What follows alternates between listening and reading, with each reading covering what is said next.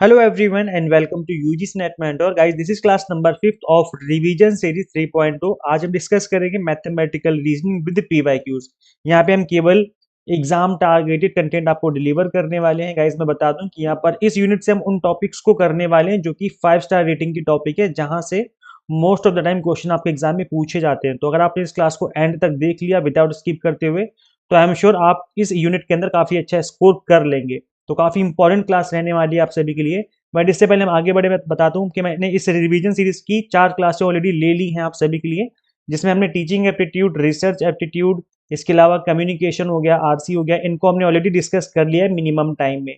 तो इस complete series का लिंक मैं आपको इसी वीडियो के description box and comment box में दे दूंगा। तो आप स्टार्टिंग से क्लासेस अटेंड करिए क्लास नंबर फर्स्ट से। इससे आपके सभी यूनिट्स अच्छे से स्ट्रांग हो जाएंगे। So this is about me. जैसे कि आप सभी को पता होगा, अभी तक आपने इस चैनल को सब्सक्राइब नहीं किया है, सो मेक श्योर आप इस चैनल को सब्सक्राइब कर लें ताकि आपको अपकमिंग वीडियोस के सभी नोटिफिकेशन मिलते रहें। आप हमें टेलीग्राम, इंस्टाग्राम, फेसबुक या फिर व्हाट्सएप चैनल पे फॉलो कर सकते हैं। क्लासेस के लिंक मैं आपको यहाँ पे शेयर करता रहता हूँ। इनफैक्ट टेलीग्राम पे और व्हाट्सएप पे तो मैं क्लासेस के लिंक के साथ साथ कोई इंपॉर्टेंट पीडीएफ वगैरह होती है तो वो भी मैं आपको शेयर कर देता हूँ। तो इसलिए आप हमें यहाँ पे जरूर फॉलो करें। इन सभी के जो लिंक है आपको description box and comment box में देखने को मिल जाएंगे। इंपॉर्टेंट टॉपिक सीरीज मैंने आपको करवाई थी, तो गाइस इस सीरीज को आप फॉलो कर सकते हैं। इस सीरीज से डायरेक्ट क्वेश्चन एग्जाम में देखने को मिलते हैं। यूट्यूब पर ये सीरीज अवेलेबल है, इसका भी लिंक मैं आपको description box and comment box में दे दूंगा। तो अगर आप इस सीरीज को भी फॉलो करेंगे तो इससे भी आपकी जो प्रिपरेशन है और अच्छे से हो सकेगी। तो चलिए गाइस, कंटिन्यू करते हैं अपनी इस क्लास को। इससे पहले हम क्लास कंटिन्यू करें, एक छोटा सा अनाउंसमेंट है आप सभी के लिए। गाइस देखिए, हमने पेपर 1 के commerce management and pol science के स्पेशल 1 मंथ के एग्जाम टारगेटेड कोर्स लॉन्च किए थे, जो कि सुपर फास्ट बैच है, जिससे आपकी जो प्रिपरेशन है बहुत स्पीड से हो जाएगी। सिलेबस प्लस रिवीजन आप मिनिमम टाइम में फिनिश कर लेंगे। तो यहाँ पर टू द पॉइंट कंटेंट मिलेगा, ओनली एग्जाम टारगेटेड कंटेंट आपको यहाँ पे देखने को मिलने वाला है। कंप्लीट कंटेंट बाइलिंगुअल आपको मिल जाएगा, 100 mock test and PDF notes मिल जाते हैं, जिसके थ्रू आप मल्टीपल टाइम रिवीजन और प्रैक्टिस कर सकते हैं। अभी इस पे ऑफर चल रहा था। इन सभी कोर्सेज की जो फीस थी, 1 मंथ वाले कोर्स की जो फीस थी 1199 थी। आज रात 12 बजे तक के लिए फीस और है, कल से 1499 हो जाएगी। तो अगर आप चाहते हैं कि मिनिमम फीस में आपकी जो प्रिपरेशन है वो हो जाए, तो आप फटाफट से इनरोल कर लीजिए, इससे पहले फीस बढ़ जाए। करना क्या, आपको सिंपली गूगल प्ले स्टोर से एग्जाम मेंटर ऐप इंस्टॉल कर लेनी है अपने मोबाइल फोन में। अगर आप iOS यूजर हैं तो उसका लिंक हमने आपको अलग से इसी वीडियो के description box and comment box में अवेलेबल करवा दिया है। तो चलिए गाइस, अब क्लास कंटिन्यू करते हैं हम लोग। तो सबसे पहले हम बात करने वाले नंबर सीरीज की। नंबर सीरीज में देखो गाइस, होता क्या है कि टाइप्स ऑफ सीरीज आपको पता होनी चाहिए। तो पहले हम कुछ बेसिक समझ लेते हैं, उसके बाद हम क्वेश्चंस भी देख लेंगे कि किस तरह के क्वेश्चन आपके एग्जाम में देखने को मिलते हैं। तो हम यहाँ अगर देखें नंबर सीरीज को ऑब्जर्व करें, तो इसमें एक तो होती है आपकी प्योर सीरीज, जिसमें एक ऐसी सीरीज गिवन होती है जिसमें ना तो कुछ आपको ऐड करना है ना कुछ माइनस करना है। बस आपको उस सीरीज को ऑब्जर्व करना है, देखना है कि वो सीरीज किस तरीके से फॉर्म की गई है। जैसे इवन नंबर की सीरीज होती है 2, 4, 6, 8, 10, तो नेक्स्ट क्या होगा, 12 होगा। नेक्स्ट क्या होगा, 14 होगा। तो ये आपकी इवन नंबर की सीरीज होती है। अब इस इतने इजी क्वेश्चन नहीं आते हैं, लेकिन आपको पता होना चाहिए किस तरह की सीरीज होती है। ऑड नंबर होते हैं, जैसे 1, 3, 5, 7, 9, तो नेक्स्ट क्या होगा 11, नेक्स्ट क्या होगा 13। तो ऑड नंबर्स की सीरीज इस तरीके से होती है, जिसको हम लोग क्या बोलते हैं, सम संख्या और विषम संख्या। तो इस तरीके से आपके प्योर नंबर्स कहलाते हैं, जिसमें कोई मिलावट नहीं है। जो संख्या है, जो नंबर्स हैं, वो अपने कैरेक्टरिस्टिक्स के अकॉर्डिंग गिवन होते हैं। इसके अलावा प्राइम नंबर्स होते हैं जो कि डिवाइड नहीं होते हैं। जैसे आप देखेंगे 2, 3, 5, 7, 11, 13 ये डिवाइड नहीं होते। नेक्स्ट नंबर कौन सा हो जाएगा, 14, 15, 16, तीनों नंबर डिवाइड होते हैं, 17 डिवाइड नहीं होता। इसके बाद फिर 19 डिवाइड नहीं होता। तो ये आपके प्राइम नंबर की सीरीज होती है। परफेक्ट स्क्वायर होते हैं, जैसे 121, आपको पता है कि 11 का स्क्वायर है। 144, 12 का स्क्वायर हो गया। 169, 13 का स्क्वायर। इस तरीके से स्क्वायर नंबर वाली सीरीज भी गिवन हो सकती है। परफेक्ट क्यूब होते हैं, जहां पर आपको नंबर्स की जो क्यूब गिवन होते हैं उसके बाद आपको आइडेंटिफाई करना हो सकता है कि कौन सा नंबर का नेक्स्ट होगा इसमें। इसके अलावा डिफरेंस सीरीज ही अभी आती है आपके एग्जाम में, और ज्यादातर ये क्वेश्चन पूछे जाते हैं आपके एग्जाम में डिफरेंस वाले, जिसमें आपको डिफरेंस आइडेंटिफाई करना होता है कि कितना डिफरेंस है और नेक्स्ट नंबर क्या होगा। जैसे आप यहाँ पे देख सकते हो अपनी स्क्रीन पे 13, 18, 28, 43, 63। तो इसमें आपको गैप आइडेंटिफाई करना है। तो इसमें क्या गैप है, 5 का गैप है। इसमें कितना गैप है, 10 का गैप है। नेक्स्ट इसमें कितना गैप है, फिर 15 का गैप है। फिर नेक्स्ट कितना गैप है, इसमें 20 का गैप है। फिर नेक्स्ट कितना गैप होगा, फिर 25 का गैप होगा, क्योंकि आप देख रहे हो कि जो गैप है 5-5 से इंक्रीज हो रहा है। तो इस तरीके से नेक्स्ट नंबर क्या हो जाएगा, 88 हो जाएगा। तो इस तरीके की सीरीज भी आपको देखने को मिल सकती है एग्जाम में। इसके बाद ज्योमेट्रिक सीरीज होती है। ज्योमेट्रिक सीरीज क्या होती है गाइस, जिसमें या तो कुछ मल्टीप्लाई हो रहा है या तो कुछ डिवाइड हो रहा है। जैसे आप यहाँ पे देख पा रहे होंगे 5, 35, 245, 1715। तो ये क्या है, इसमें मल्टीप्लाई हो रहा है। 5 की मल्टीप्लाई 7 में की तो 35 आ गया। देन अगेन हम 7 की मल्टीप्लाई करेंगे 245, अगेन हम 245 की 7 मल्टीप्लाई करेंगे तो 1715, अगेन हम 7 की मल्टीप्लाई करेंगे तो हमें नेक्स्ट नंबर मिल जाएगा, दैट इज 12005। तो यहाँ पर क्या है, किसी नंबर की मल्टीप्लिकेशन हो रही होती है या डिवीजन भी हो सकता है। जैसे ये नंबर है, हम 11 से डिवाइड करेंगे तो ये नंबर आ जाएगा, 11 से डिवाइड करेंगे तो ये नंबर आ जाएगा, 11 से डिवाइड करेंगे तो ये नंबर आ जाएगा, फिर 11 से डिवाइड करेंगे तो नेक्स्ट नंबर आ जाएगा 3। तो इस तरीके से भी आप आइडेंटिफाई कर सकते हो कि सीरीज किस तरीके से गिवन है और सीरीज में क्या पूछा जा रहा है। यहाँ पर अगर नंबर बड़े बड़े गिवन है स्टार्टिंग में, तो मैं आपको ये सजेस्ट करूंगा कि आप यहाँ से सीरीज को आइडेंटिफाई करना स्टार्ट ना करें, बल्कि इस साइड से सीरीज को आइडेंटिफाई करना स्टार्ट करें। यहाँ से कंपेरेटिवली इजी होता है सीरीज को आइडेंटिफाई करना जहाँ नंबर छोटे होते हैं। तो इस तरीके से आप चीज़ों को ऑब्जर्व करिए। ऐसे ही आप देखेंगे यहाँ पर जो नंबर है, यहाँ पर डिवाइड बाय 2 नेक्स्ट नंबर आ रहा है, डिवाइड बाय 2 नेक्स्ट नंबर आ रहा है, divide by 2 next number, 40 divide by 2 21, 21 divide by 2 तो नेक्स्ट नंबर क्या आ जाएगा 10.5। या आप ऐसे भी देख सकते हो कि यहाँ पर जो नंबर एक दूसरे के डबल हो रहे हैं। जैसे 21 का डबल 42, 42 का डबल 84, 84 का डबल 168, 168 का डबल 336। मतलब यहाँ पर हर नंबर में मल्टीप्लाई 2 हो रहा है। तो यहाँ पर पीछे वाला नंबर क्या होगा 10.5, तभी तो उसका डबल 21 होगा ना। तो इस तरीके से भी आप चीज़ों को आइडेंटिफाई कर सकते हो। इसके अलावा 2 टीयर अर्थमेटिक सीरीज भी होती है। इसमें क्या होता है, 2 टीयर बन रहे होते हैं। मतलब आप यहाँ पे एग्जांपल देख सकते हो 4, 5, 9, 16, 26, 39, 55। अब इसमें क्या है, इसमें आप देखेंगे कि जो आपके नंबर्स हैं इसमें जो डिफरेंस है उनका भी डिफरेंस निकालना पड़ेगा आपको। जैसे यहाँ पे नंबर का डिफरेंस देखिए, पहले 1 का डिफरेंस है, फिर 4 का डिफरेंस हो गया, 4 9, फिर 9 16 के बीच में 7 का डिफरेंस हो गया, 16 और 6 के में 10 का डिफरेंस हो गया, फिर 13 का डिफरेंस हो गया, फिर 16 का डिफरेंस हो गया, है ना। फिर इस तरीके से आपको अगेन यहाँ पर डिफरेंस निकालना होगा। इनके बीच का डिफरेंस देखिए, 1 4 के बीच में 3 का डिफरेंस, 4 7 के बीच में 3 का डिफरेंस। मतलब यहाँ पर एक डबल डबल सीरीज बन रही है। एक तो नीचे सीरीज बन रही है 3+3+3 हो रहा है सब में, और वही नंबर जो है ऊपर +3 करोगे तो यहाँ पर 19 हो जाएगा, और 19 में 55 ऐड करोगे तो 74 हो जाएगा। तो 2 टीयर सीरीज में क्या होता है, डबल डबल हमें माइनस करना पड़ता है। डबल डबल यहाँ पर सीरीज होती है, एक ही सीरीज के अंदर दो दो सीरीज छिपी होती हैं। इसके अलावा आप एक सीरीज लास्ट सीरीज है, that is mix series. Mix में क्या होता है कि यहाँ पर कुछ भी हो सकता है, कुछ मल्टीप्लाई हो रहा है, कुछ ऐड भी हो रहा है, साथ में मल्टीप्लाई भी हो रहा है। ऐसी सीरीज भी होती है जहाँ पर आप 5 में कुछ ऐड भी करना है और साथ में कुछ मल्टीप्लाई भी करना है।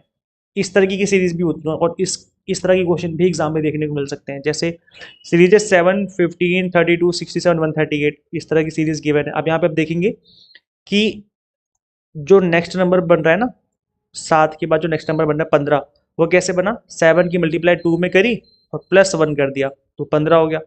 फिर 15 की मल्टीप्लाई 2 में करी, फिर 2 ऐड कर दिया। फिर 32 की मल्टीप्लाई 3 में करी, और सॉरी 2 में करी, 32 मल्टीप्लाई बाय 2 किया, और फिर उसमें क्या कर दिया हमने, ऐड कर दिया 3। तो यहाँ पे क्या है, मल्टीप्लाई भी कर रहे हैं 2 से और नंबर भी ऐड करते जा रहे हैं 1 2 3 4 इस तरीके से। तो आपकी जो सीरीज है वो बन जाएगी। तो इस तरह की जो सीरीज होती है उसको हम लोग मिक्स सीरीज के नाम से जानते हैं। सीरीज को सॉल्व करने के लिए आप यहाँ पर क्यूब नंबर्स याद करके रख सकते हो कि किस नंबर का क्या क्या क्यूब होता है, और साथ ही आप स्क्वायर भी याद करके रख सकते हो। स्क्वायर और क्यूब याद कर लेंगे तो थोड़ा कंपेरेटिवली चीज़ें ईजी हो जाती हैं, चीज़ों को आइडेंटिफाई करना ईजी हो जाता है। जैसे कोई नंबर गिवन है 2744 और आपको पता ही नहीं कि 2744 क्या होता है, तो फिर आप कैलकुलेट करने बैठ जाओगे। और अगर आपको याद है कि ये 14 का क्यूब होता है तो फिर रिलेशन बनाना ईजी हो जाएगा नंबर्स के बीच में। और क्योंकि एग्जाम में रिलेशन बनाने से फटाफट से क्वेश्चन सॉल्व होता है। इसको ट्राई करिए सॉल्व करने का, सोच के देखो क्या आंसर हो सकता है इसका और किस तरीके से सॉल्व करना है इसको हमें। तो गाइस देखो कितना इजी क्वेश्चन है ये, 7 10 8 11 9 12। अब देखो गाइस जब भी ऐसा हो रहा हो ना कि नंबर बढ़ रहे हैं फिर घट रहे हैं, फिर बढ़ रहे हैं फिर घट रहे हैं, फिर बढ़ रहे हैं फिर घट रहे हैं, अगर ऐसा हो रहा है तो पक्का उसमें कुछ ऐड हो रहा होगा और कुछ माइनस हो रहा होगा, या कुछ मल्टीप्लाई हो रहा होगा या तो कुछ डिवाइड हो रहा होगा। इस तरीके से आपको चीज़ें आइडेंटिफाई करनी है। तो यहाँ अगर आप ध्यान से ऑब्जर्व करेंगे तो आपको पता चलेगा कि यहाँ जो नंबर्स हैं इसमें 7 में हम 3 ऐड कर रहे हैं तो 10 बन रहा है, और 10 में 2 माइनस कर रहे हैं तो 8 बन रहा है, फिर 8 में 3 ऐड कर रहे हैं तो 11 बन रहा है, 11 में हम 2 माइनस कर रहे हैं तो 9 बन रहा है, फिर 9 में हम 3 ऐड कर रहे हैं तो 12 बन रहा है, और 12 में हम क्या करेंगे 2 माइनस करेंगे तो क्या हो जाएगा, ये 10 हो जाएगा। So option number B will be the correct answer of this question. तो इस तरीके से आपको सॉल्व करना है, सोचना है एग्जाम हॉल में। जैसे ये क्वेश्चन है आपकी स्क्रीन पे दिख रहा होगा 80 10 70 15 16। अब यहाँ भी नंबर क्या है, पहले घट रहे हैं फिर बढ़ रहे हैं, फिर घट रहे हैं फिर बढ़ रहे हैं। तो यहाँ पर भी आपको इस तरीके से सोचना है कि क्या हो सकता है। तो यहाँ पे आप देखेंगे ध्यान से, अगर ऑब्जर्व करेंगे तो दो सीरीज आपस में मिक्स हो रखी हैं। जैसे 80 में हम 70 कैसे मिलेगा, 10 माइनस करके। फिर 70 से 60 कैसे मिलेगा, 10 माइनस करके, है ना। और यहाँ पर 10 है तो 10 से फिर 15 बनेगा +5 करके। और 15 से फिर नेक्स्ट नंबर कैसे बनेगा, +5 करके। तो नेक्स्ट नंबर क्या होगा, 20। तो इनके option number A will be the right answer. तो यहाँ पर दो सीरीज इस तरीके से आपस में मिक्स भी हो सकती हैं। अब देखो गाइस, जैसे इस तरह का क्वेश्चन अगर आपको एग्जाम में देखने को मिलता है तो आपको थोड़ा टाइम टेकिंग क्वेश्चन हो सकता है। अगर इस तरह का क्वेश्चन होगा तो थोड़ा टाइम टाइम आपका लेके जाएगा। जैसे find the missing number in the series. अब ये जो यहाँ पर मिसिंग नंबर आपसे पूछा गया है तो ये सीरीज के बीच में गिवन है। अब ऐसे में सीरीज के बीच में अगर कोई गिवन है नंबर जो कि आपको इंसर्ट करना है इसके अंदर, तो इस तरह का क्वेश्चन थोड़ा सा टाइम टेकिंग हो सकता है अगर आपको सीरीज समझ में ना आए फटाफट से, अगर इजी सीरीज नहीं है तो। और लास्ट में अगर नंबर आइडेंटिफाई करना हुआ तो थोड़ा सा कंपेरेटिवली इजी माना जाता है, ऐसा होता है। तो अगर आप यहाँ पे ध्यान से देखेंगे तो पहले 4 है, फिर 18 है, फिर उसके बाद पता ही नहीं चल रहा कि क्या है, फिर उसके बाद 100, फिर 180, फिर 294, फिर 488। तो यहाँ पर इस तरह की सीरीज में आपको थोड़ा दिमाग लगाना पड़ेगा। यहाँ पर नंबर बढ़ रहे हैं, इंक्रीजिंग ऑर्डर में नंबर बढ़ते जा रहे हैं। इसका मतलब या तो एडिशन हो रहा होगा या तो मल्टीप्लीकेशन हो रहा होगा, या नंबर का क्यूब या स्क्वायर भी हो सकता है। ऐसी पॉसिबिलिटी भी कि नंबर का क्यूब स्क्वायर भी हो रहे हो। तो इन सभी को आपको ध्यान में रख करके क्वेश्चन को ऑब्जर्व करना है। तो इस सीरीज के अंदर क्या है गाइस, अगर थोड़ा ध्यान से देखेंगे तो 4 जो है ये कैसे बना है, ये बना है आपका 2 का क्यूब -2 का स्क्वायर करके। तो 2 का क्यूब क्या होता है, 8 होता है, और 2 का स्क्वायर कितना है, 4 होता है। तो ये आपका आ जाएगा 4। अब जो नेक्स्ट नंबर है वो क्या है, वो है 3 का क्यूब -3 का स्क्वायर। जैसे 3 का क्यूब करेंगे तो 9 हो जाएगा, और 3 का स्क्वायर करेंगे तो कितना हो जाएगा, नहीं 27 हो जाएगा। 27 -9, तो ये कितना हो जाएगा, 18। ठीक है। फिर ऐसे नेक्स्ट नंबर बन जाएगा हमारा, नेक्स्ट नंबर यहाँ पे क्या है, नेक्स्ट नंबर हो जाएगा आपका 4 का क्यूब -4 का स्क्वायर। तो 4 का क्यूब कितना होता है, 64, और यहाँ पर 4 का स्क्वायर 16। तो अगर माइनस करेंगे तो नंबर क्या बनेगा यहाँ पर, ये आपका नंबर बन जाएगा यहाँ पर 48। ठीक है। सो यहाँ पर option number A will be the right answer. तो गाइस अगर इस तरह का क्वेश्चन है तो थोड़ा सा टाइम टेकिंग हो सकता है, और आपको हर तरीके से सोचना है कि क्या आंसर हो सकता है। वैसे बता दूं, नंबर सीरीज को प्रैक्टिस करने से ही बात बनेगी। आप नंबर सीरीज की कम से कम 25 से 30 क्वेश्चन की प्रैक्टिस कर लो अच्छे से। देन उसके बाद आपको ये जो टॉपिक है थोड़ा सा ईजी लगना स्टार्ट हो जाएगा। आई होप चीज़ें समझ में आ गई आपको। अब चलो फटाफट से हम लोग अल्फ़ाबेट सीरीज देख लेते हैं। देखो गाइस, मैं आपको दोबारा रिपीट कर दूं क्योंकि हम रिवीजन कर रहे हैं, तो मैं आपको बस रिवीजन के पॉइंट ऑफ व्यू से पढ़ा रहा हूँ। अगर आप कंप्लीट स्टार्टिंग से स्टडी करते हो, अगर आप हमसे स्टार्टिंग से स्टडी करते हो, तो उस केस में क्या होता है, मैं आपको हर टॉपिक पहले बेसिक्स बताता हूँ, फिर उसके क्वेश्चंस की प्रैक्टिस करवाता हूँ, फिर उसकी रिवीजन करवाता हूँ। तो इस तरीके से हमारा प्रोसेस रहता है। लेकिन क्योंकि ये रिवीजन कर रहे हैं हम लोग, तो बस इसकी हम रिवीजन पर्पज से इस क्लासेस ले रहे हैं, क्योंकि टाइम भी इतना नहीं बचा है। तो जो इंपॉर्टेंट फैक्ट है हम उसको समझ रहे हैं और आगे बढ़ रहे हैं। तो आपको ये डील करना चाहिए सर, वो बिल्कुल ऊपर ऊपर से पढ़ा रहे हैं, क्योंकि टाइम ही इतना बचा है, तो मैं उसको बिल्कुल रिवीजन के पर्पज से करवा रहा हूँ। अल्फाबेट सीरीज में आपको इस तरह की सीरीज देखने को मिल सकती है, जहाँ पे SCD, TEF, UGH इस तरीके से अल्फाबेट गिवन होते हैं। एक मिसिंग होता है, देन आपको आइडेंटिफाई करना है कि यहाँ पे क्या आएगा।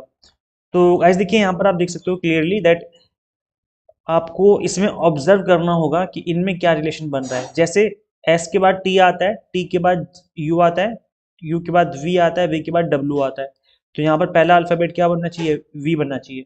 और आप यहाँ देखेंगे चारों ऑप्शंस में केवल वी यहीं पर गिवन है। इसका मतलब option number C will be the right answer.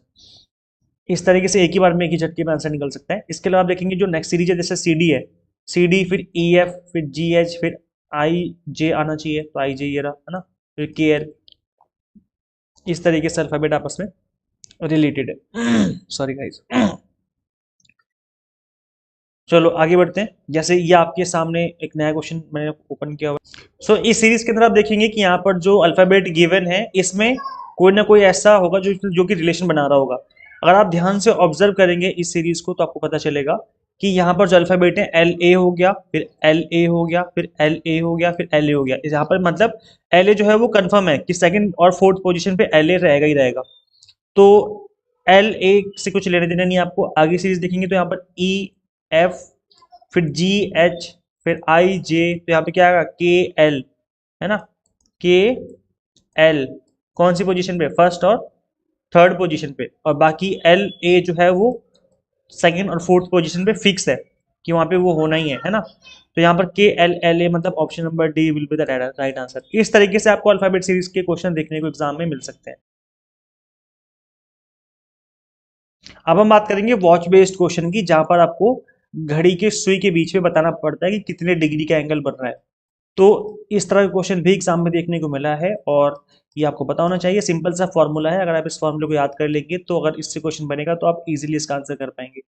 तो आप अपने स्क्रीन पे देख पा रहे होंगे formula to find out the degree in watch. आपको सिंपल डिग्री बताना है, तो डिग्री के लिए फॉर्मूला याद रखना है 11/2 मल्टीप्लाई हमें करनी मिनट वाले जितना भी मिनट गिवन होगा, जैसे 15 मिनट हो गया, 20 मिनट, 1 घंटा, मतलब 1 घंटा तो नहीं, जितने भी मिनट गिवन होंगे उसको यहाँ पे रखना है आपको। फिर जो आर गिवन होगा, जैसे 2 घंटे 15 मिनट, तो 15 रखना है आपको यहाँ पर और 2 रखना है आपको यहाँ पर और सॉल्व कर देना है। बस इतना सा काम करना है, आपका आंसर निकल के आ जाएगा। तो चलो फटाफट से मैं क्वेश्चन पे लेके चलता हूँ आपको। जैसे क्वेश्चन गिवन, अगर आपको गिवन हो that what will be the angle at 5:15, 5:15 पे कितना एंगल, कितने डिग्री का एंगल बनेगा। तो 5:15 का मतलब ये क्या हो गया, 5 हो गया आर वाला और 15 हो गया मिनट्स वाला। तो बस आपको मिनट वाले में 15 रखना है और आर वाले में 5 रखना है and you will get the answer. तो यहाँ पर आप देखेंगे कि जो हमारा फॉर्मूला है वो क्या था, वो था हमारा 11/2 मल्टीप्लाई बाय मिनट, माइनस करेंगे हम 30 मल्टीप्लाई बाय आर।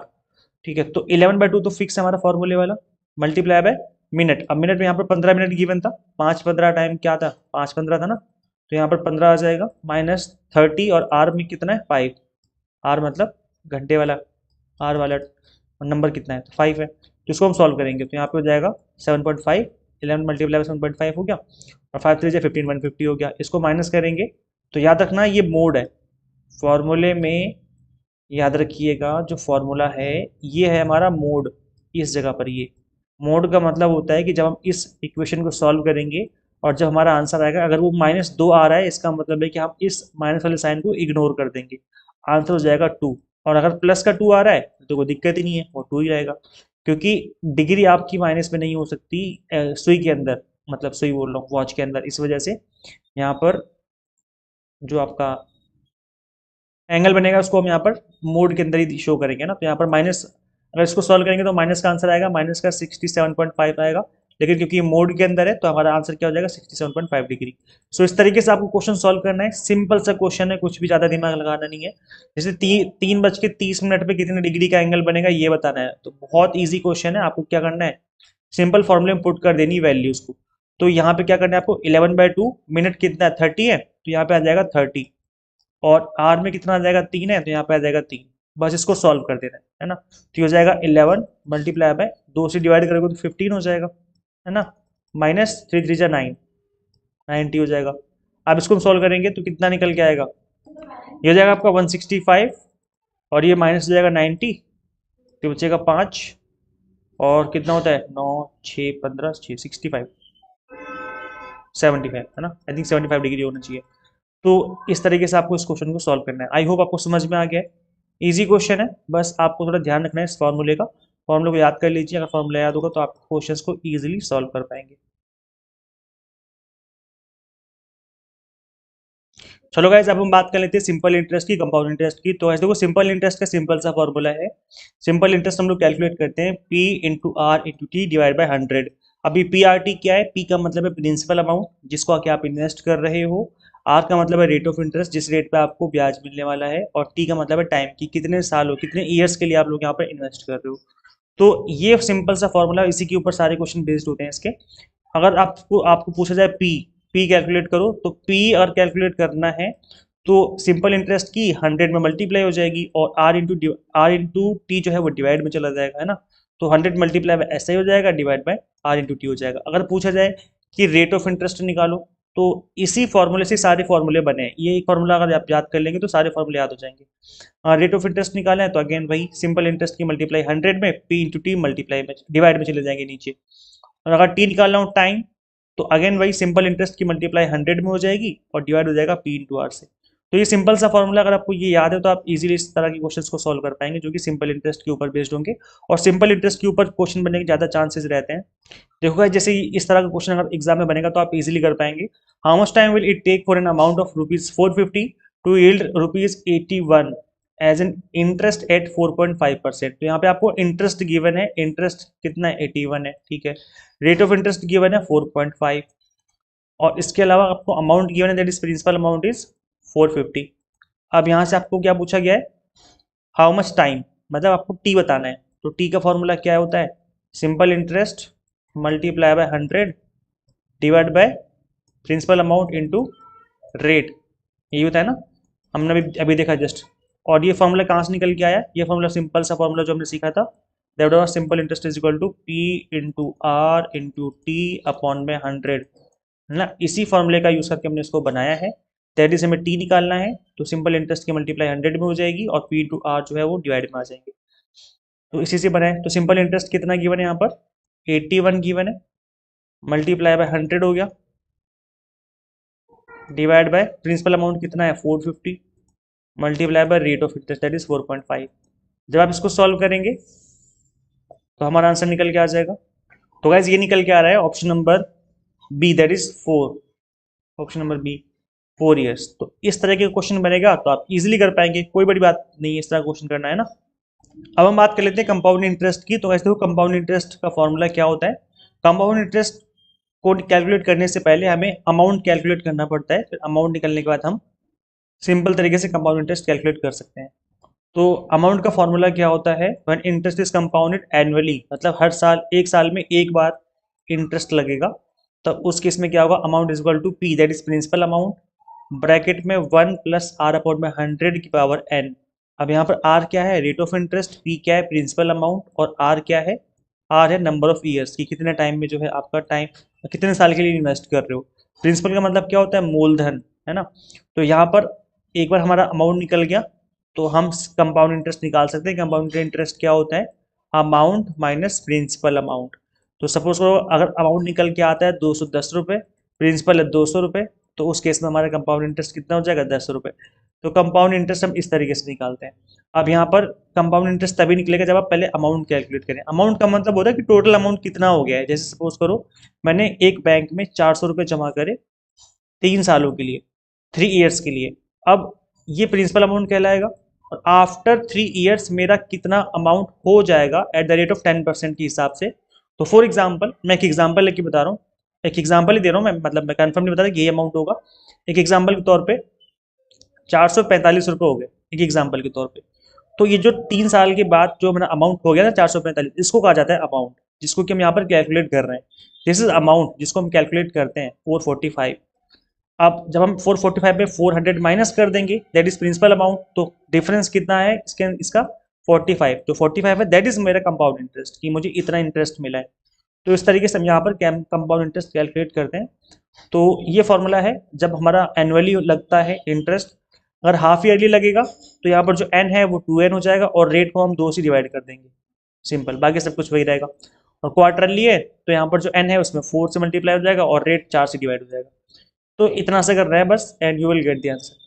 ज़्यादातर क्वेश्चन जो है आपका या तो एनुअली आता है तो हाफ ईयरली आता है, क्वार्टरली आने चांसेस बहुत कम होते हैं क्योंकि फिर कैलकुलेटर यूज़ करना पड़ जाएगा और कैलकुलेटर अलाउड होता नहीं है एग्जाम में। तो ज़्यादातर तब तो एनुअली ही आता है, बहुत ज़्यादा हार्ड देंगे तो हाफ एनुअली, इससे ज़्यादा बियॉन्ड आपके यूजीसी नेट एग्जाम में नहीं दे सकते क्योंकि आपको सबको पता है कि कैलकुलेटर तो अलाउड ही नहीं है। सो क्वेश्चन देख लेते हैं फटाफट से। The compound interest on ₹30,000 at 7% per annum is ₹4347। The period in years. अब यहाँ पे आपको टाइम बताना है। देखो क्या बोला जा रहा है, that the compound interest on ₹30,000। तो ये क्या हो गया, आपका प्रिंसिपल अमाउंट हो गया। रेट क्या हो गया, पर एनम है तो आपका फॉर्मूला लगेगा पहला वाला, ये आपका रेट ऑफ इंटरेस्ट हो गया। और ये आपको कंपाउंड इंटरेस्ट गिवन है, ये आपको सीआई गिवन है। अब आपको बताना है टाइम, एन बताना है कितने टाइम में आपका अमाउंट इतना हो जाएगा। अब यहाँ पे आप अगर ध्यान से देखेंगे तो फॉर्मूला क्या होता है, amount is equal to P 1 plus R upon में 100 की पावर एन, ये फॉर्मूला होता है। अब यहाँ पे आपको एन पूछा हुआ है, आपको टाइम पूछा हुआ है दैट इज एन, ठीक है। नंबर ऑफ ईयर्स पूछे हैं, कितने टाइम में आपका इतना अमाउंट हो जाएगा। तो आपको प्रिंसिपल अमाउंट गिवन है दैट इज 30,000, रेट गिवन है 7%, ये रहा 7%, यहाँ पुट कर देंगे 7%, 100 फॉर्मूले में। बाकी ए कहाँ से निकलेगा, ए है आपका, मैंने आपको बताया था थोड़ी देर पहले ही कि जो हमारा कंपाउंड इंटरेस्ट होता है वो क्या होता है, अमाउंट माइनस पी होता है ना। तो अगर आपको कंपाउंड इंटरेस्ट गिवन है और आपको ए पता लगाना है, यानी अमाउंट इज इक्वल टू क्या हो जाएगा, compound interest plus P, that is principal amount. तो कंपाउंड इंटरेस्ट कितना है 4347 और प्रिंसिपल अमाउंट है 30,000। इनको आपस में ऐड कर देंगे तो हमारा अमाउंट निकल के आ जाएगा। तो ये क्या हो जाएगा 34,347, ये हो जाएगा आपका अमाउंट, है ना। इनको हमने बस आपस में ऐड कर दिया है तो हमारा अमाउंट निकल के आ गया। अब हम इन वैल्यूज को पुट कर देंगे फॉर्मूले में और हम एन के लिए कैलकुलेट करेंगे and you will get the answer. तो चलो मैं डायरेक्ट आपको इसका एक्सप्लेनेशन पेज दिखा देता हूँ। देखो गाइज, यहाँ पर आप देखेंगे कि हमने पहले अमाउंट निकाला, दैट इज 30,000 प्लस 4347। इनको हमने आपस में ऐड कर दिया, ये था प्रिंसिपल अमाउंट, ये था कंपाउंड इंटरेस्ट, आपस में ऐड किया तो अमाउंट निकल गया। अब हम इस वाले फॉर्मूले को पुट कर देंगे और अमाउंट हमें पता है दैट इज 34347 और 1 प्लस आर हमें पता है 7% गिवन था और एन हमें कैलकुलेट करना है। प्रिंसिपल अमाउंट हमें पता है 30,000 गिवन था क्वेश्चन में।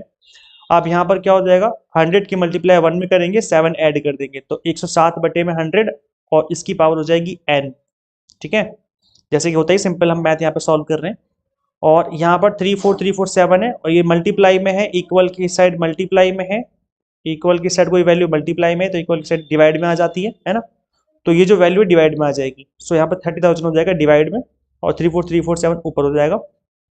अब यहाँ पर क्योंकि हमें n कैलकुलेट करना है, पावर कैलकुलेट करनी है, तो हमें इसको भी पावर की फॉर्म में कन्वर्ट करना पड़ेगा और फिर हम पावर को आपस में इक्वेट कर देंगे, है ना। तो हमें यहाँ पर इसको इक्वल करने के लिए हमें पहले बेस को इक्वल करना पड़ेगा, मतलब इसको हमें इन नंबर्स की फॉर्मेट में कन्वर्ट करना है।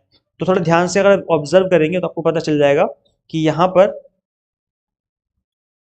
सो गाइस अगर ध्यान से देखेंगे तो यहाँ पर जो 30,000 है इसको हम 100 में कन्वर्ट नहीं कर सकते क्योंकि आगे 3 है। इसका मतलब है कि इसको हमें सिंप्लीफाई करना है। एग्जाम में इस तरीके से आप थोड़ा सोच सकते हो। तो जब हम इसको सिंप्लीफाई करेंगे तो ये आपकी वैल्यू आ जाएगी 11140 और ऊपर 11449, इस तरीके से हो जाएगा। आप जब इस तरीके से वैल्यूज हो जाएंगी इसका मतलब है कि आप हम इसको कन्वर्ट कर सकते हैं 100 में, क्योंकि आप देखेंगे आगे जो बेस है वो 1 है, क्योंकि नीचे आगे 0 है ना, इसलिए। तो यहाँ पर 20 है ना, इसका मतलब है कि 100 मल्टीप्लाई बाय 100, है ना। इसका मतलब हो जाएगा कि 100 का स्क्वायर हो जाएगा, इसलिए यहाँ पर क्या हो जाएगा, हमने 100 का स्क्वायर कर दिया है। और ऊपर जब नीचे 100 का स्क्वायर हो जाएगा तो ऊपर नंबर ऑटोमेटिकली ही इक्वल हो जाएगा। 107 का स्क्वायर करोगे तो यही वैल्यू निकल के आएगी। तो आपको बस नीचे वाले नंबर पे मेहनत करनी है जो कि इजी नंबर है। इजी नंबर है, इसको इसमें कन्वर्ट करना इजी है ना। देखने से पता चल रहा है कि 2 0 है यहाँ पर, 2 0 इसका मतलब स्क्वायर से बात बच जाएगी हमारी। ऊपर वाले नंबर को कन्वर्ट करना मुश्किल है, तो यहाँ पर 107 को हम ऐसे एग्जैक्ट रख देंगे क्योंकि वो ऑटोमेटिकली हो जाएगा। क्वेश्चन का फॉर्मेट ही ऐसा होता है कि वो ऑटोमेटिकली इसमें फिट हो जाएगा। तो अब क्योंकि यहाँ पर बेस इक्वल है इसका मतलब पावर इक्वल हो जाएगी, 107 डिवाइड बाय 100, 107 डिवाइड बाय 100। और यहाँ पर n की पावर कितनी हो जाए, n जो है वो 2 की इक्वेट हो जाएगा। सो n विल बी 2 ईयर्स। तो इस तरीके से आपको इस तरह की क्वेश्चंस को सॉल्व करना है। एक क्वेश्चन और देख लेते हैं, इस तरह का क्वेश्चन भी एग्जाम में आपको देखने को मिल सकता है। What will be the compound interest on a sum of ₹25,000 after 3 years at the rate of 12%। तो आपको कंपाउंड इंटरेस्ट कैलकुलेट करना है। मैंने आपको स्टार्टिंग में बताया था कि कंपाउंड इंटरेस्ट कैसे कैलकुलेट करते हैं हम लोग, अमाउंट में से माइनस करते हैं हम लोग प्रिंसिपल अमाउंट। तो पहले हमें अमाउंट कैलकुलेट करना होगा। प्रिंसिपल अमाउंट ऑलरेडी गिवन है क्वेश्चन में, 25,000 रुपए का अमाउंट है आपका। तो अमाउंट क्या होगा, अमाउंट हो जाएगा P1 प्लस आर अपॉन में 100 की पावर n, है ना। तो इस वाले फॉर्मूले को पुट करेंगे और हमें पहले अमाउंट कैलकुलेट करना है, उसके बाद हम यहाँ पर वैल्यू पुट कर देंगे अमाउंट की। और पी हमें पहले से पता है 25,000 है, यहाँ पुट कर देंगे, you will get the compound interest. तो चलो फटाफट से हम लोग पहले अमाउंट कैलकुलेट कर लेते हैं। अमाउंट कैलकुलेट करना बहुत ईजी क्योंकि सारी वैल्यूज गिवन है। पी गिवन है, टी एन गिवन है, मतलब कि इनका आपका जो टाइम है वो गिवन है, और रेट ऑफ इंटरेस्ट गिवन है 12%, है ना। तो चलो फटाफट से हम लोग कैलकुलेट कर लेते हैं अमाउंट। तो देखो गाइस, अमाउंट कैलकुलेट करेंगे हम लोग फटाफट से। अमाउंट क्या हो जाएगा, principal amount 1 plus R, R 12% given है की पावर 3, तो 25,000। इसको हम क्या करेंगे, 3 बार खोल देंगे, है ना। सो यहाँ पर इन्होंने डिवाइड किया है, 2 6 12, 2 5 10, इस तरीके से, फिर 2 3 6 25, है ना। तो ये कितना हो जाएगा 3/25। अब यहाँ पर क्योंकि ये 1 प्लस 3/25 है तो ये क्या हो जाएगा, 25 से कम 25 और 3 28, 28 अपॉन में 25 हो जाएगा। इस तरीके से ये 28 अपॉन में 25 हो गया है। अब इसको क्योंकि पावर 3 है तो क्या करेंगे, हम इसको 3 बार खोल देंगे। तो ये हो जाएगा आपका 28/25 मल्टीप्लाई बाय 28/25 मल्टीप्लाई बाय 28/25, है ना। अब इसको हम सॉल्व करेंगे, कैलकुलेट करेंगे, हमारा ये निकल के आ रहा है अमाउंट। तो हमारा कंपाउंड इंटरेस्ट क्या हो जाएगा, कंपाउंड इंटरेस्ट हो जाएगा this amount, that is amount minus जो कि प्रिंसिपल अमाउंट था स्टार्टिंग में 25,000, माइनस करेंगे, you will get the compound interest. तो इस तरीके से थोड़ा सा कैलकुलेट करना है, इस तरह के क्वेश्चन थोड़े से कैलकुलेटिव हो सकते हैं, तो इसके लिए आपको कैलकुलेशन थोड़ा सा उस पर काम करना पड़ेगा, कैलकुलेशन के ऊपर। चलो गाइस, अब हम बात कर लेते हैं ट्रेन स्पीड से रिलेटेड जो क्वेश्चन बनते हैं। तो इसके लिए आपको सिंपल सा एक फॉर्मूला याद रखना है, that is speed is equal to distance upon में टाइम। बस इतना सा फॉर्मूला याद रखना है। हिंदी में बात करें तो चाल बराबर दूरी बटा समय। चाल बराबर दूरी बटा समय, ये होता है ना हिंदी में हम बात करें तो, चाल बराबर दूरी बटा समय। तो speed is equal to distance upon में टाइम। अगर ये फॉर्मूला याद हो तो आप आराम से सारे क्वेश्चन कर सकते हो। डिस्टेंस कैसे कैलकुलेट करते हैं हम लोग, स्पीड इनटू टाइम करके, यानी कि अगर आपको दूरी दूरी पता लगानी है तो चाल की हमें समय के साथ मल्टीप्लाई करनी पड़ती है। टाइम पता लगाना हो तो टाइम के लिए क्या करेंगे हम लोग, टाइम का फॉर्मूला हो जाएगा डिस्टेंस अपॉन में स्पीड, है ना। तो सारे फॉर्मूले इसी से बने हैं। अगर आपको ये वाला फॉर्मूला याद है, that is speed is equal to distance upon में टाइम, इसका मतलब है कि आप इजीली क्वेश्चन कर पाएंगे। अब इससे पहले हम क्वेश्चन करें, मैं आपको बता दूं कि अगर क्वेश्चन में 2-3 यूनिट गिवन होती है, मतलब 2-3 नंबर गिवन होते हैं, अगर सारे नंबर किलोमीटर पर आवर में गिवन है फिर तो कोई दिक्कत ही नहीं है ना।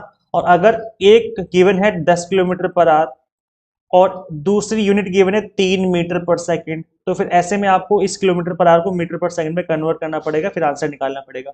या फिर आपको क्वेश्चन के ऑप्शन में देखना पड़ेगा कि ऑप्शन में किलोमीटर पर आवर में आंसर गिवन है या फिर मीटर पर सेकंड में आंसर गिवन है, उसके अकॉर्डिंग फिर आपको कैलकुलेट करना पड़ता है। तो यहाँ पर अगर आपको वैल्यूज गिवन है किलोमीटर पर आवर में, उसको हम मीटर पर सेकंड में कैलकुलेट करते हैं 5/18 से मल्टीप्लाई करके। अब ये 5/18 कहाँ से निकल के आया है, हमें पता है कि 1 किलोमीटर में 1000 मीटर होते हैं, है ना। और 60 मतलब 1 घंटे में, अगर हम बात करें 1 घंटे की 1 आवर में, तो इसमें कितने सेकंड होते हैं, 60 मिनट होते हैं, और हर मिनट में 60 सेकंड होते हैं। तो 60 मल्टीप्लाई बाई 60 हो जाएगा। इसका मतलब ये हो जाएगा 1000 ऊपर और 3600 नीचे, 2 जीरो से 2 जीरो खत्म, 2 5 जा 10 और 2 18 जा 36, 5/18 इस तरीके से निकल के आया ये। तो ये वैल्यूज आपको याद रखनी है कि अगर आपको किलोमीटर पर आवर से कन्वर्ट करना है मीटर पर सेकंड में, तो 5/18 से मल्टीप्लाई करना पड़ेगा। अगर आपको मीटर पर सेकंड वाली वैल्यूज गिवन है, उसको अगर हमें किलोमीटर पर आवर में निकालना है तो 18/5 से मल्टीप्लाई करना पड़ेगा। मतलब नंबर वही होंगे, बस ऊपर नीचे हो जाएंगे। यहाँ पर नंबर होता है 5/18, यहाँ पे हो जाएगा 18/5। तो ये आपको थोड़ा सा ध्यान रखना है, क्योंकि इससे रिलेटेड चीजें मिलेंगी आपको क्वेश्चन में देखने को। इसके अलावा देखो गाइस, ये मैं आपको ये बता रहा हूँ कि रिवीजन के पर्पज से करवा रहा हूँ, और हो सकता है कि आपको इतना प्रॉपर समझ में ना आए, क्योंकि मैं बिल्कुल स्पीड से आपको करवा रहा हूँ। जब आप प्रॉपर पढ़ेंगे ना स्टार्टिंग से, तो आपको मैं बिल्कुल एक ही चीज बता दूँ, बेसिक से सारी चीजें समझा दूँ, तब चीजें आपको और अच्छी समझ में आती हैं। ये बस बिल्कुल ही रिवीजन के पर्पज से करवा रहा हूँ मैं। So time taken by a train length L meter to pass a pole or standing man or signal post is equal to the make time taken by the train to cover L meter।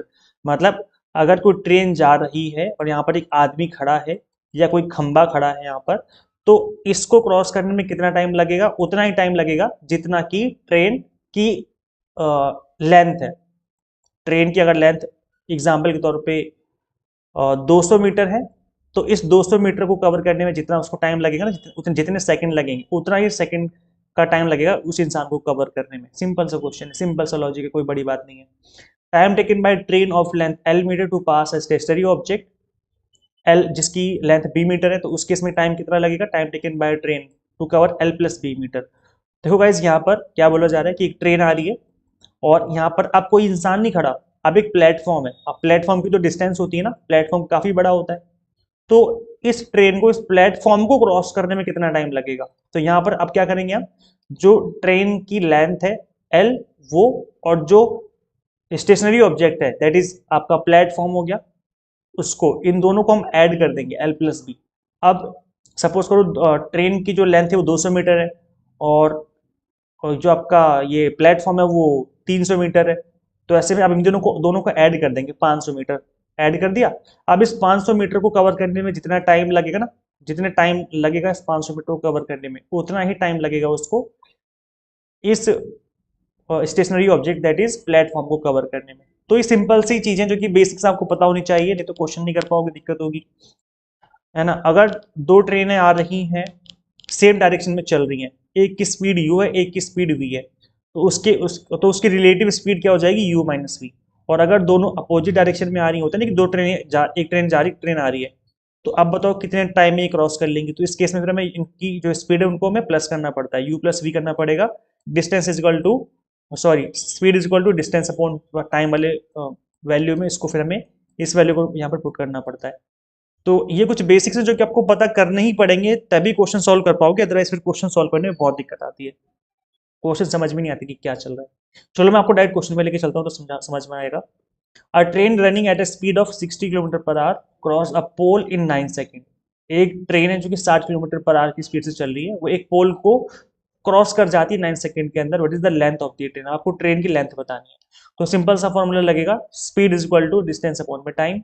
अब यहाँ पर speed क्या है, speed है 60 kilometer per our, लेकिन यहाँ पर दूसरी जो वैल्यू गिवन है वो सेकंड में गिवन है, तो मैंने आपको बताया था कि कन्वर्ट करना पड़ेगा। यहाँ पे हमें क्या करना पड़ेगा, वैल्यू को हमें इस वैल्यू को हमें सेकंड में कन्वर्ट करना पड़ेगा, मतलब मीटर पर सेकंड में कन्वर्ट करना पड़ेगा, क्योंकि आंसर भी मीटर में ही गिवन है। तो यहाँ पर हमें इस वैल्यू को कन्वर्ट करना पड़ेगा मीटर पर सेकंड में। उसके लिए क्या करना पड़ेगा, हमें 60 की मल्टीप्लाई करनी पड़ेगी 5/18 में, ये सुनो। तो इतना सा काम करना है, तो हमारा जो मतलब जो वैल्यू है मीटर पर सेकंड में कन्वर्ट हो जाएगी। सपोज करो इसको हमें कन्वर्ट करना पड़ता है किलोमीटर पर आवर में, तो हमें क्या करना पड़ता, 18/5 करना पड़ता, तब जो हमारी वैल्यू है किलोमीटर पर आवर में हो जाती। लेकिन वो ऑलरेडी किलोमीटर पर आवर में गिवन है, तो उसको कन्वर्ट करने की जरूरत ही नहीं है ना। मैं बस एक बात बता रहा हूँ कि किलोमीटर पर सेकंड में 5/18 और किलोमीटर पर आवर में 18/5, इन दोनों वैल्यूज को याद रखना है। मल्टीप्लाई करोगे तो ऑटोमेटिकली वैल्यूज कन्वर्ट हो जाएंगी। तो पहले मैं वैल्यू कन्वर्ट करनी है, उसके बाद में 9 सेकंड से मल्टीप्लाई कर देनी है। क्यों, क्योंकि मैंने आपको क्या बताया था, मैंने आपको बताया था कि एक ट्रेन जब जा रही है ना, तो अगर कोई पोल है, यहाँ पर कोई इंसान या पोल खड़ा है, तो जब जितनी ट्रेन की लेंथ है उसी लेंथ को कवर करने में जो टाइम लगेगा वही टाइम लगता है इस इंसान को क्रॉस करने में या फिर इस पोल को क्रॉस करने में। तो टाइम का पता लगाना है ना, तो टाइम का पता कैसे लगता है, speed is equal to distance upon में टाइम। तो टाइम अगर पता लगाना है हमें, तो टाइम क्या हो जाएगा, distance, oh sorry guys, time तो ऑलरेडी गिवन है ना, मैं 9 सेकंड, हमें डिस्टेंस का पता लगाना है। डिस्टेंस मतलब लेंथ का पता लगाना है कि ट्रेन की लेंथ कितनी है। तो इस फॉर्मूले में जो कि मैं बता रहा हूँ बार बार, speed is equal to distance upon में टाइम में, तो हमें डिस्टेंस का पता लगाना है, तो डिस्टेंस क्या हो जाएगा, स्पीड इंटू टाइम, है ना। सिंपल से मल्टीप्लाई हो जाएगी। तो स्पीड जो है ये रही, टाइम हमें पता है, बस इसके आपस में मल्टीप्लाई करनी है, you will get the answer. लेकिन मल्टीप्लाई कब करनी है, वैल्यूज को कन्वर्ट करने के बाद। तो हम क्या करेंगे, पहले 60 किलोमीटर पर आवर जो गिवन है, पहले हमने इसकी मल्टीप्लाई करके 5/18 से वैल्यू कन्वर्ट कर लिया। अभी मीटर पर सेकंड में वैल्यू आ गई है, स्पीड हमें पता लग गई मीटर पर सेकंड में। अब हम फॉर्मूला लगा देंगे, speed equal to distance upon में टाइम, यानी कि डिस्टेंस पता लगाने के हमें क्या करना पड़ेगा, स्पीड इंटू टाइम करना पड़ेगा। तो स्पीड क्या है 50/3 और टाइम क्या है 9 सेकंड, जो कि क्वेश्चन में गिवन है, मल्टीप्लाई करेंगे 150 meter is the right answer. Simple सा क्वेश्चन है, 2 लाइन का। देखो इस तरीके से सॉल्व करेंगे तो देन आपका आंसर इजीली आ जाएगा। एक क्वेश्चन और ले लेते हैं, जैसे सपोज करो अ ट्रेन 24 मीटर लॉन्ग, एक ट्रेन है जो कि जिसकी लंबाई 240 मीटर है, एक 24 सेकंड में पोल को क्रॉस कर जाती है।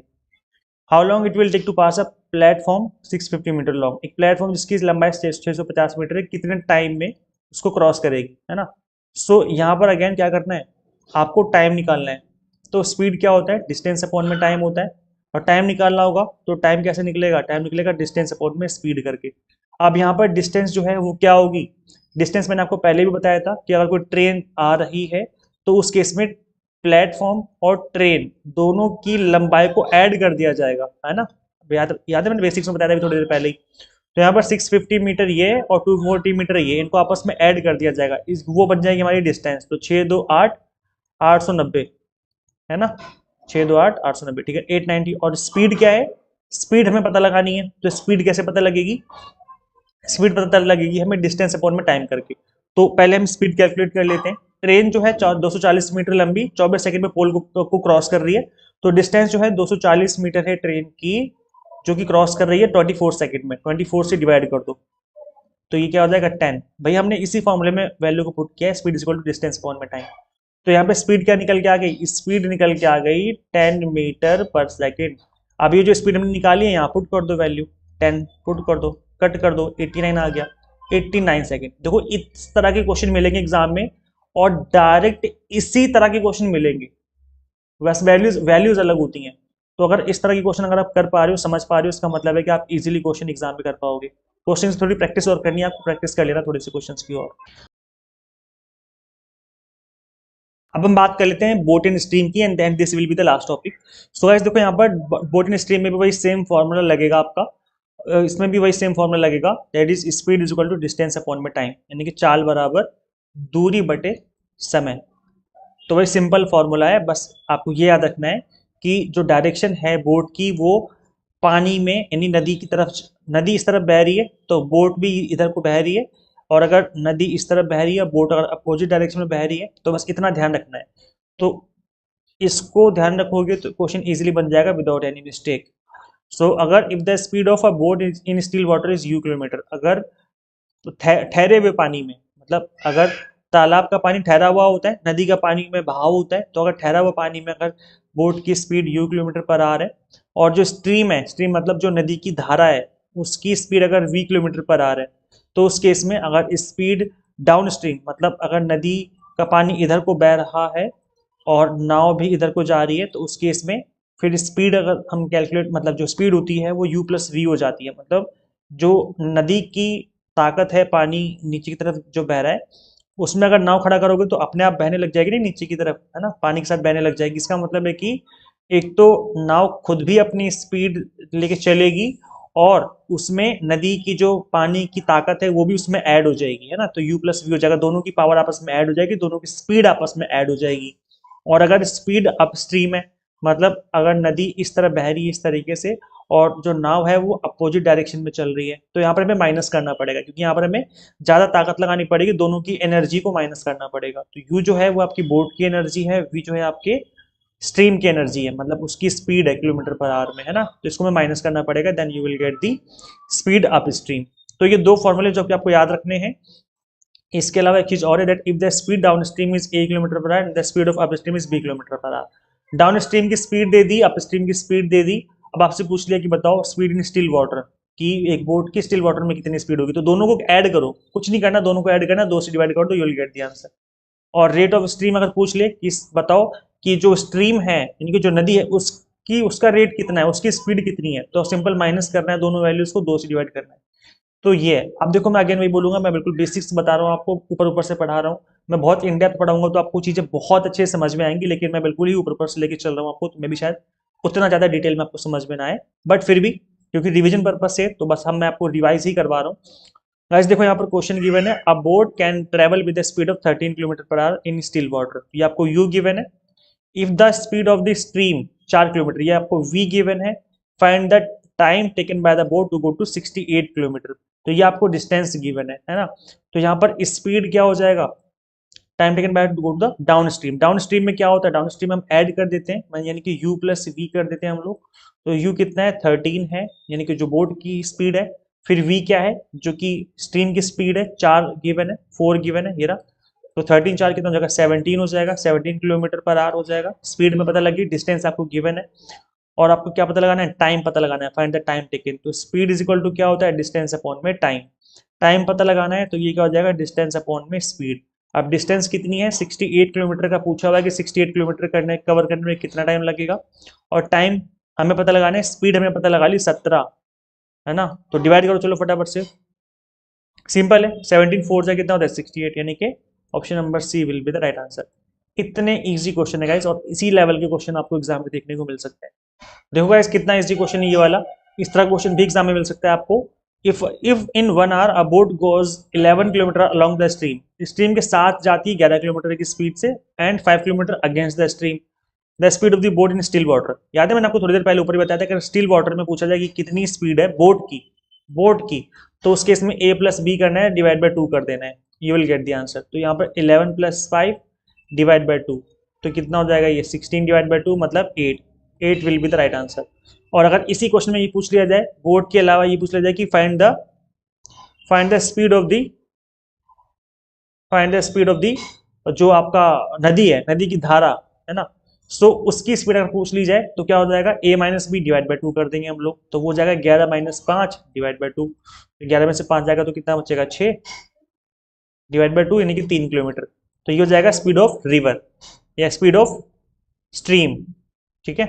तो अगर स्ट्रीम की पूछा जाए तो माइनस कर दो, और अगर बोट की पूछा जाए तो प्लस कर दो।